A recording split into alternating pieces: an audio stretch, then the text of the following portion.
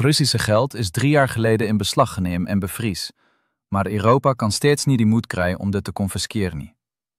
Al is dit ten minste om hulp aan Oekraïne te compenseren. Europa is baie bang, en regverdig so.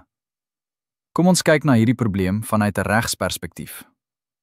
Baie kommersiële kontrakte is tussen Rusland en Europa onderteken. Offisieel is daar geen oorlog nie. Niemand het oorlog verklaar nie. En skielik neem die Europese Unie Russiese geld in beslag. Vanuit 'n regstelsel, dit is 'n misdaad. Dit is 'n oortreding van die reëls van onskendbaarheid van ander mense se eiendom. Baie beleggers en depositohouers uit verskeie lande wat geld en eiendom in Europa het, sal verstaan dat hulle op dieselfde wyse behandel kan word.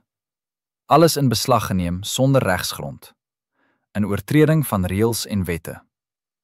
Wat is dan die punt van om geld in Europa te belê as daar geen waarborge is vir sy veiligheid nie? As Europa Russiese geld konfiskeer, sal dit sy eie fondament vernietig.